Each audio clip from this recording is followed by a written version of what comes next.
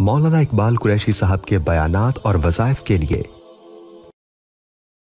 Video کو subscribe کریں۔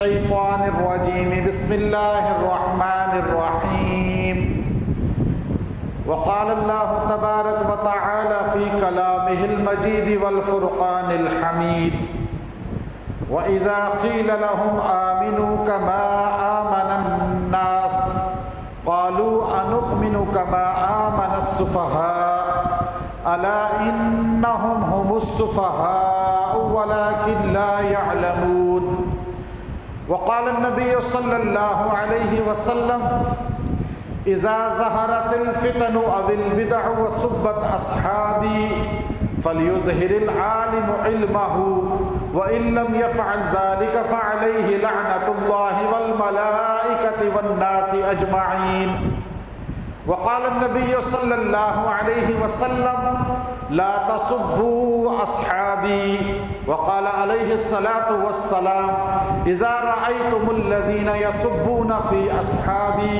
فقولوا لعنة الله على شركم وقال النبي صلى الله عليه وسلم الله في أصحابي لا تتخذوهم غرضا من بعدي وقال النبي صلى الله عليه وسلم الصحابة كالنجوم فبأيهم اقتديتم اهتديتم أو كما قال النبي صلى الله عليه وسلم إن الله وملائكته يصلون على النبي يا أيها الذين آمنوا صلوا عليه وسلموا تسليما اللهم صل على محمد عبدك ورسولك وصل على المؤمنين والمؤمنات والمسلمين والمسلمات۔ محرم الحرام کی مناسبت سے ہمارے 10 جمعہ عظمت صحابہ و اہل البیت رضوان اللہ اجمعین کے عنوان پر انشاءاللہ باترتیب ہوں گے۔ ابھی محرم کے پہلے عشرہ کے اندر ملک پاکستان کے اندر ایک بہت بڑا عجیب حیرت انگیز منافقت پر مبنی سانحہ شر پسند لوگوں کی طرف سے رونما ہوا کہ ملک پاکستان جو اسلام کے نام پہ حاصل کیا گیا، اسلام کے نام پر معرض وجود میں آیا اور اہل سنت والجماعت نے قربانیاں دے کر اس ملک کو استحکام بخشا اور آج تک اس ملک کی کثیر تعداد سنی العقیدہ جو قرآن و سنت کو ماننے والے اور اہل بیت اور اصحاب رسول کے ماننے والے ہیں، ان کی دل آزاری کرتے ہوئے مٹھی بھر چند شر پسندوں نے چوکوں میں، روڈ پر میڈیا کی زینت بناتے ہوئے، ٹیلی ویژن چینل نے اس کو دکھاتے ہوئے اصحاب رسول کو گالیاں دی۔ رسول اللہ صلی اللہ علیہ وسلم کے صحابہ کو برا کہا گیا۔ حیرت کی بات یہ ہے، اگر کوئی بیٹا اپنے باپ کو، اپنی ماں کو، اپنے خاندان کو برا کہتا ہے تو سننے والے کہتے ہیں یہ خود بدبخت ہے جس نے اپنے خاندان اور ماں باپ کی لاج نہیں رکھی۔ دنیا کے اندر گندا، غلیظ، بدبخت طبقہ صرف ایک پایا جاتا ہے، باقی آپ کو نہ یہودیت میں ملے گا ایسا طبقہ، نہ نصرانیت میں ملے گا، نہ بدھسٹ میں ملے گا، نہ ہندوازم میں ملے گا، نہ کسی اور مذہب میں ملے گا۔ آپ کبھی نہیں دیکھیں گے یہودی کہیں کہ اس کائنات میں سب سے برے لوگ حضرت موسیٰ کے صحابی ہیں، کبھی یہودی نہیں کہیں گا۔ آپ پوچھیں یہودی سے بتاؤ کائنات میں سب سے عظیم کون ہے، وہ کہے گا موسیٰ پیغمبر کا، اس کے بعد کا موسیٰ علیہ السلام کے صحابہ۔ آپ پوچھیں عیسائی سے کہ کائنات میں سب سے عظیم کون ہے، وہ کیا کہے گا حضرت عیسیٰ علیہ السلام، اور پھر ان کے صحابہ۔ ہندو سے پوچھیں وہ اپنے بڑے کا نام لے گا اور اس کے صحبت یافتاؤں کو تعریف کرے گا۔ سکھوں سے پوچھیں، وہ اپنے گرو نانک کے تربیت یافتہ کی تعریف کرے گا، لیکن ایک بدبخت طبقہ، مخصوص طبقہ، مخصوص سوچ کے حامل لوگ جو یہ کہتے ہیں اس دنیا میں نعوذ باللہ سب سے برا طبقہ رسول اللہ کے صحابہ ہیں، ایسا کہیں ملتا ہی نہیں، اور چوک میں کھڑے ہو کے کہہ رہے ہیں، نماز میں کھڑے ہو کے کہہ رہے ہیں، دل آزاری سنیت کی کر رہے ہیں، مسلمانوں کی کر رہے ہیں، حالانکہ امام الانبیاء محمد عربی صلی اللہ علیہ وسلم نے ارشاد فرمایا، حدیث کے اندر موجود ہے، اذا ظہرت الفتن او البدع وصبت اصحابی، اے لوگو جب بدعتیں عام ہو جائیں، فتنے عام ہو جائیں، میرے صحابہ کو گالی دی جانے لگے، میرے صحابہ پر ہوٹنگ ہو، اعتراضات ہوں، حالانکہ صحابہ رسول اللہ کے ہیں، تربیت یافتہ ہیں، اللہ کے پیغمبر ہمیں بتا رہے ہیں، جب میرے صحابہ کو گالیاں عام دی جانے لگیں، فتنے عام ہو جائیں، بدعات عام ہو جائیں، فَلْيُظْهِرِ الْعَالِمُ عِلْمَهُ، عالم کو چاہیے اپنے علم کو لے کر میدان میں آ جائے، عوام کو بتائے، انسانیت کو بتائے کہ نبی کے صحابہ کا مقام کیا ہے، سنت کس کو کہتے ہیں، رسم کس کو کہتے ہیں، کیا بدعات ہیں، کیا توحید ہے، کیا شرک ہے، کیا صحابہ کا مقام ہے۔ اگر وَإِن لَّمْ يَفْعَلْ ذَلِكَ، اگر عالم نے، اہل علم نے، عقل و دانش کے مالک نے، یہ اینکر اہل علم ہیں، یہ میڈیا میں بیٹھ کر تبصرے کرنے والے اہل علم ہیں، اگر ان لوگوں نے، منبر پہ بیٹھنے والوں نے، اینکر بن کے بیٹھنے والوں نے، اخبارات کے اندر آرٹیکل لکھنے والوں نے، یہ اسکالرز نے، اگر وَإِن لَّمْ يَفْعَلْ ذَلِكَ، اگر یہ حق ادا نہیں کیا، علمیت بتانے کا، صحابہ کی شان بتانے کا، صحابہ کے مقام کے بتانے کا، لعنت اللہ والملائکۃ والناس اجمعین، تو پھر ان پر اللہ کی لعنت ہے، رسول کی لعنت ہے، انسانوں کی لعنت ہے، تمام فرشتوں کی لعنت ہے۔ وہ آدمی لعین بن جاتا ہے، ملعون بن جاتا ہے جو صحابہ کی شان کو بیان نہیں کرتا، جو صحابہ کا دفاع نہیں کرتا۔ کیوں دفاع نہ کریں؟ اس لیے یاد رکھیں، صحابہ رسول اللہ صلی اللہ علیہ وسلم کے تربیت یافتہ ہیں، صحابہ رسول اللہ صلی اللہ علیہ وسلم کے تربیت یافتہ جماعت کا نام ہے، جنہوں نے رسول اللہ کو دیکھا، جنہوں نے رسول اللہ سے دین لیا۔ اسی لیے ہمارے نبی نے فرمایا، لا تسبوا اصحابی، میرے صحابہ کو گالی نہ دینا، ترمذی شریف کے اندر۔ تم اگر احد پہاڑ کے برابر سونا صدقہ کرو، میرے صحابہ ایک مٹھی سونا صدقہ کر دیں، تم احد پہاڑ کے برابر خرچ کر کے بھی ان کے مقام کو نہیں پا سکتے۔ اللہ کے رسول صلی اللہ علیہ وسلم نے فرمایا، اذا رأیتم الذین یسبون اصحابی، جب کوئی آدمی دیکھو کہ میرے صحابہ کو گالیاں دے رہا ہے، میرے صحابہ پہ تبرہ کر رہا ہے، میرے صحابہ کو برا کہہ رہا ہے، تم نے بحث نہیں کرنی، ایک جملہ کہنا ہے، فَقُولُوا لَعْنَةُ اللَّهِ عَلَى شَرِّكُمْ، تجھ پہ اللہ کی لعنت ہو، تو کیا کام کر رہا ہے؟ ملعون بن جاتا ہے وہ بندہ جو صحابہ پر تبرہ کرتا ہے، صحابہ پر تبرہ کرتا ہے۔ قرآن کہتا ہے، حضور کے پاس مشرک آئے، مشرک لوگ آئے، آ کر کہنے لگے مکہ میں، یا رسول اللہ، اے محمد، ہم سردار ہیں، ہم پیسے والے ہیں، مالدار طبقہ ہے، اور آپ کے صحابہ، یہ گونج عجیب ہے ساؤنڈ میں ادھر سے ٹکرا رہی، آپ کے صحابہ یہ غریب لوگ ہیں، پسے ہوئے لوگ ہیں، معاشرے میں کوئی ان کا مقام نہیں ہے۔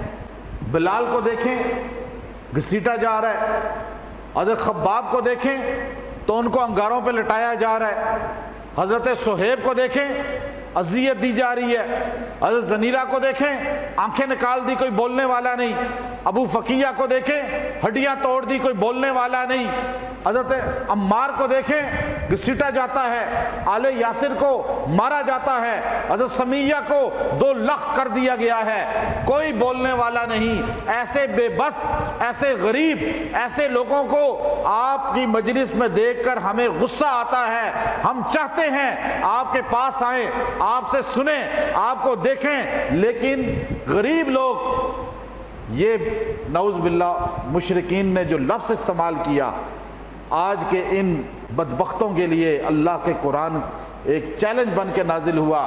مشرکین نے صحابہ کو سفہاء کہا، یہ بے وقوف لوگ، غریب لوگ، جاہل لوگ بے وقوف ہیں، آپ کی مجلس میں نعوذ باللہ بیٹھے ہوتے ہیں۔ ہم نہیں چاہتے کہ ابو جہل آئے، عتبہ آئے، شیبہ آئے، مغیرہ آئے اور یہ بڑے بڑے سردار آئیں اور آگے غریب لوگ بیٹھے ہوں۔ ان بے وقوفوں کو اٹھا دیں یا رسول اللہ، اے محمد۔ قرآن کہتا ہے وَإِذَا قِيلَ لَهُمْ آمِنُوا كَمَا آمَنَ النَّاسِ، کیا ہم ایمان لائیں ان بے وقوفوں کی طرح؟ آپ ہمیں یہ کہتے ہیں۔ بے وقوف کس کو بولا انہوں نے؟ صحابہ کو۔ اب اس وقت عرش والا خاموش نہیں رہا، اللہ نے ہمیں ایک انداز بتایا، ایک طریقہ بتایا۔ جب انہوں نے کہا صحابہ کو بے وقوف، اللہ غضب میں آ گیا۔ اللہ رب العزت نے قرآن کی زینت بنا کے یہ آیات نازل فرمائیں، وَإِذَا قِيلَ لَهُمْ آمِنُوا كَمَا آمَنَ النَّاسِ قَالُوا أَنُؤْمِنُوا كَمَا آمَنَ السُّفَهَاءُ، کیا ہم ان بے وقوفوں کی طرح ایمان لائیں؟ اللہ نے الا کا لفظ فوراً نازل کیا۔ الا عربی میں کہا جاتا ہے خبردار، الا انہم ہم السفہاء، تم بے وقوف ہو، ولیکن لا یعلمون، بے وقوف کے ساتھ ساتھ تم جاہل بھی ہو کہ تم مقام صحابہ نہیں سمجھتے۔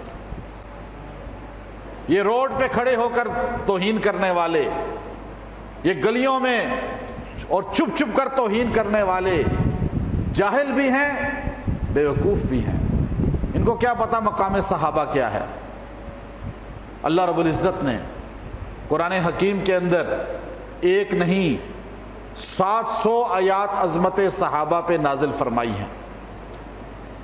قرآن حکیم کی آیات مولانا عبدالشکور لکھنوی رحمۃ اللہ علیہ امام اہل سنت فرمایا کرتے تھے، میں قرآن کی جس آیت کو پڑھتا ہوں مقام صحابہ اس میں سے نکل آتا ہے۔ ہمیں دین پہنچانے والے صحابہ، ہمیں قرآن بتانے والے صحابہ، ہمیں اسلام بتانے والے صحابہ، اب صحابہ کی ہستیوں کو مشکوک بنانے کی کوشش کی جا رہی ہے۔ سنیت سنتی ہے اور خاموش ہو کر گھر میں بیٹھ جاتی ہے۔ اگر اس طرح چوک میں حضرت معین الدین چشتی اجمیری رحمۃ اللہ علیہ کو گالی دی ہوتی تو لوگ مظاہرے کر رہے ہوتے یا نہ کر رہے ہوتے؟ اتنا اثر ہے ولیوں کا۔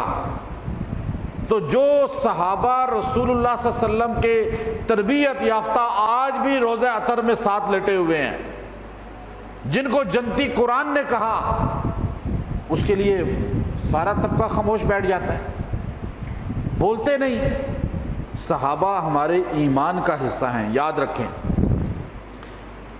ہمارا ایمان صحابہ کے ساتھ جڑا ہوا ہے۔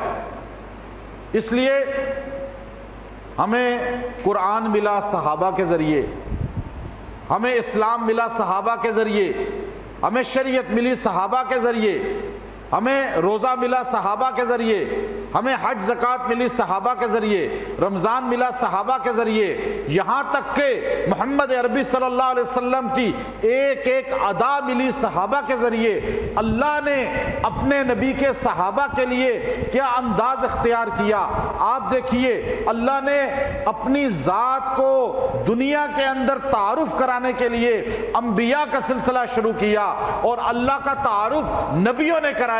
ہمیں اللہ کا تعارف نہیں تھا، ہمیں ہمیں نہیں پتا تھا اللہ کون ہے، اللہ کہاں ہے، اللہ کی طاقت کیا ہے، اللہ کی قدرت کیا ہے۔ اللہ نے ایک نبی بھیجا، 2 نبی بھیجے، یہاں تک کہ اللہ نے 1,24,000 نبی بھیجے جنہوں نے اللہ کا تعارف کرایا۔ اللہ نے دیکھیے اپنے نبی کو مبعوث کیا، محمد عربی صلی اللہ علیہ وسلم کو۔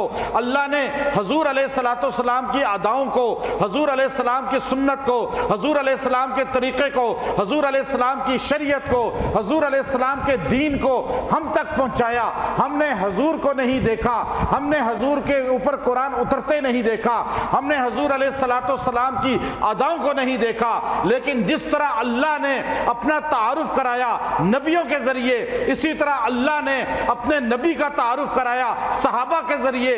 جس طرح اللہ نے اپنی ذات کو منوانے کے لیے نبیوں کا نزول کیا، نبیوں کو مبعوث کیا، اسی طرح اللہ نے اپنے نبی کے تعارف کے لیے، نبی کی شریعت کے لیے، نبی کے دین کے لیے صحابہ بنائے، اور اللہ نے اپنے لیے 1.25 لاکھ نبی بنائے، اپنے نبی کے لیے 1.25 لاکھ صحابہ بنائے۔ وہ نبی تھے جو اللہ کا تعارف کراتے تھے۔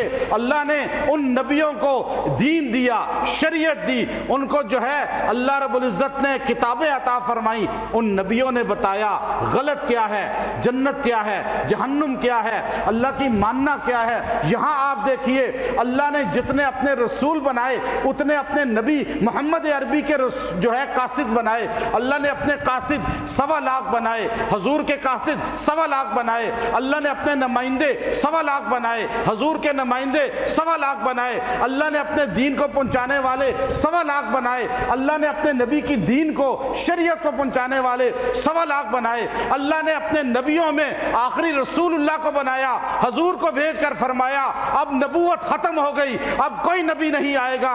حضور نے صحابہ بھیج کر بتایا اب صحابیت ختم ہو گئی، اب کوئی صحابی نہیں آئے گا۔ حضور کے بعد نبی کوئی نہیں، حضور کے بعد صحابی کوئی نہیں۔ حضور کے بعد جو کہے گا کہ یہ نبی بن سکتا ہے وہ کافر ہو جائے گا۔ حضور کے بعد کوئی کہے گا کہ یہ صحابی بن سکتا ہے وہ کافر ہو جائے گا۔ جو نبیوں کا منکر ہے وہ دوزخ میں جائے گا، جو صحابہ کا منکر ہے وہ بھی دوزخ میں جائے گا۔ جس نے نبی کو چھوڑ دیا دین چھوٹ جائے گا، جس نے صحابہ کو چھوڑا اس سے بھی دین چھوٹ جائے گا۔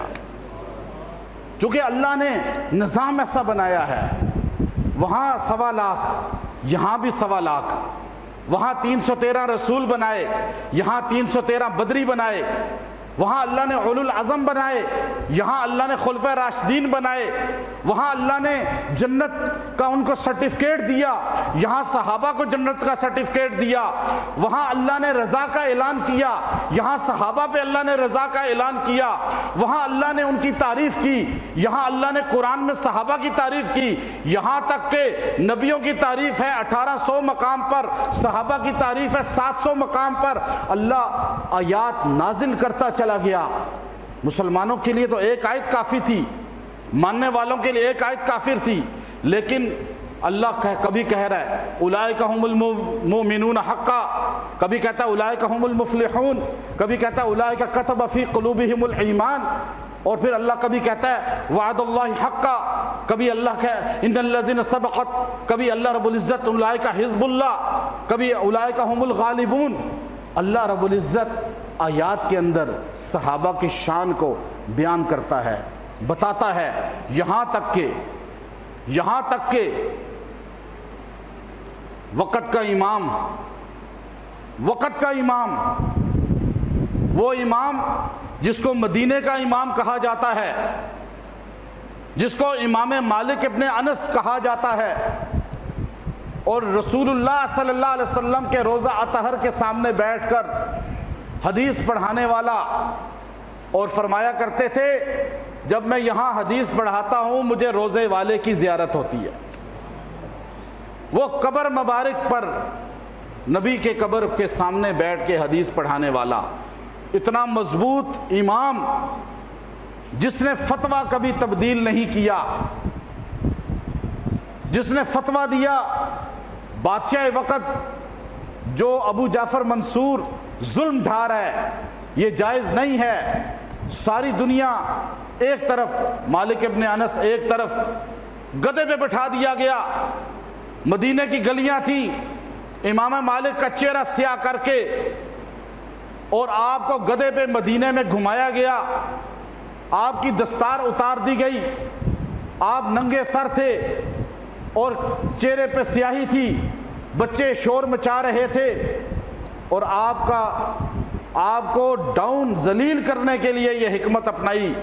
لیکن وہ امام مالک جب مدینے کی گلیوں سے گزرتے تھے تو خچر پہ بیٹھے ہوئے نعرہ لگاتے تھے، لوگوں جو جانتا ہے وہ تو جانتا ہے میں انس کا بیٹا ہوں، لیکن جو نہیں جانتا وہ جان لے میں مالک ابن انس ہوں، اور میں فتویٰ دے چکا ہوں کہ بادشاہ نے جو زبردستی کی طلاق اور بیعت کرنے کی طلاق رائج کی ہے یہ حرام ہے۔ آپ تشہیر فتوے کی کرتے تھے۔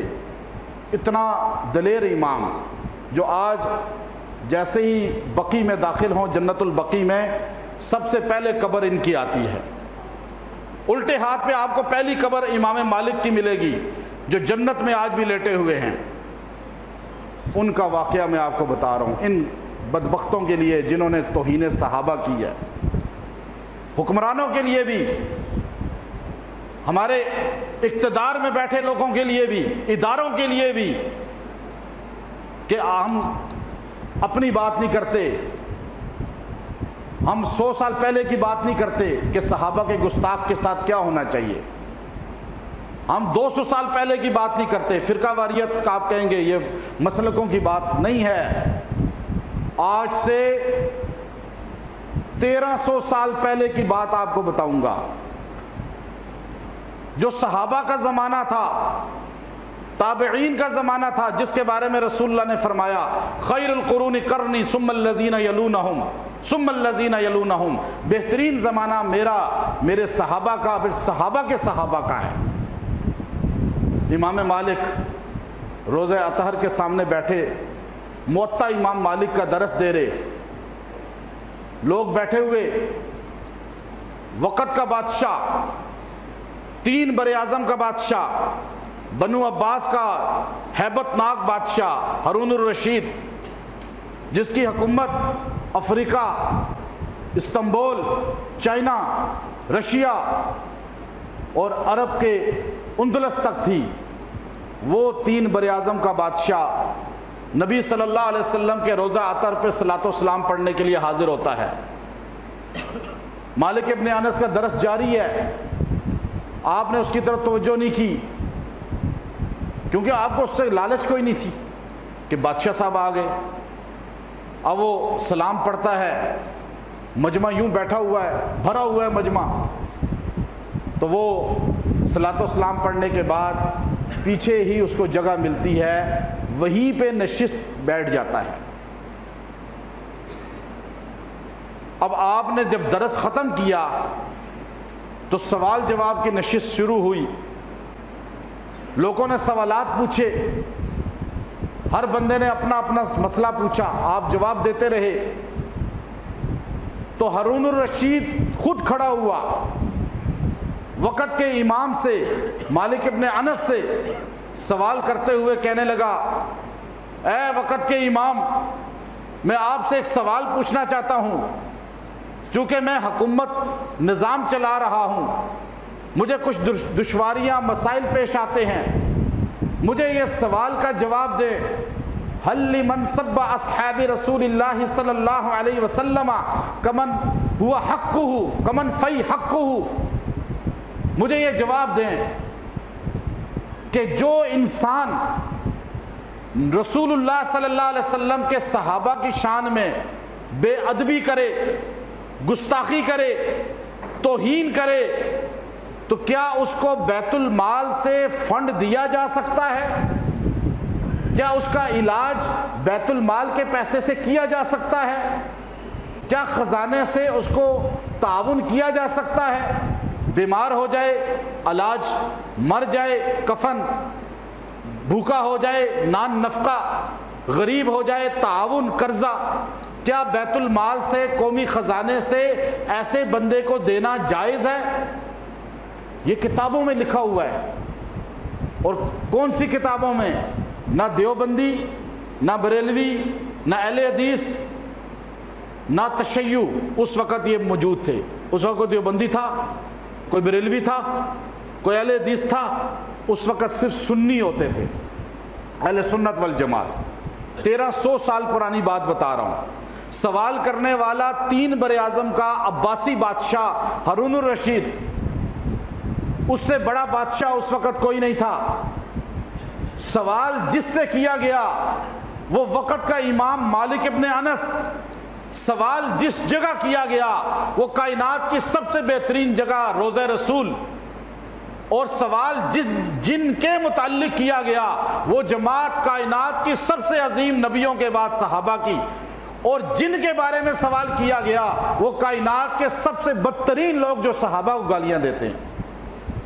حیرت کی بات دیکھیں، امام مالک ابن انس نے فرمایا لا، ایک ہی لفظ کا لا، مر جائے کفن نہیں، بیمار ہو جائے اس کا علاج نہیں، بھوکا ہو جائے کھانا نہیں، غربت میں چلا جائے تعاون نہیں۔ تھوڑا آگے شیخ عبد القادر جیلانی چلے گئے، پیران پیر غنیۃ الطالبین میں، فرمایا بیمار ہو جائے اس کی عیادت نہیں، سلام کرے جواب نہیں، اگر دعوت دے قبول نہ کرو، سامنے آ جائے تو اس کا چہرہ نہ دیکھو منحوس کا۔ پیران پیر تھوڑا آگے چلے گئے، میں ادھر نہیں جاتا، میں وہ آپ کو نہیں بتاتا، ورنہ غنیۃ الطالبین پڑھیں آپ کو پتہ چلے گا۔ مالک ابن انس نے فرمایا بیمار ہو جائے تعاون علاج نہیں، بھوکا ہو جائے کھانا نہیں، تنگ دست ہو جائے تعاون نہیں، مر جائے کفن نہیں، مر جائے جنازہ نہیں پڑھنا۔ ہارون الرشید ایک دم حیران ہو گیا۔ امام صاحب نے ایک دم لا کہہ دیا، لا، بس بات ہی ختم کر دی۔ تو کھڑا ہوا پھر وقت کا بادشاہ، یہ پوچھیں علماء سے مشورے مسئلے، ہمارے اداروں والے، ہمارے انتظامیہ والے، ہمارے حکمران، علماء سے پوچھیں، قرآن و حدیث سے پوچھیں کیا سلوک کرنا ہے، مرنا ہے، جان ہم نے دینی ہے، ہم نے رسول اللہ اور صحابہ کو منہ دکھانا ہے، ہم نے ان کے لیے جو ہے بولنا ہے حق میں۔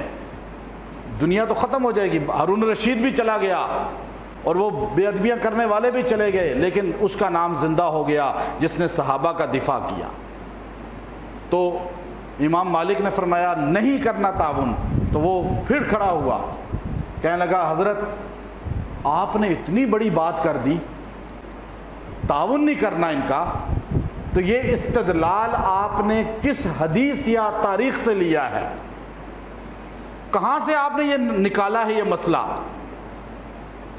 تو امام مالک رحمۃ اللہ علیہ نے فوراً فرمایا نہ میں نے یہ فتویٰ تاریخ سے دیا ہے، نہ صحابہ کی زندگیوں سے دیا ہے، نہ اپنی ذاتی رائے سے دیا ہے، نہ میں نے حدیث سے یہ مسئلہ نکالا ہے، یہ فتویٰ قرآن کا ہے جو تمہیں بتایا ہے، یہ قرآن کا فتویٰ ہے۔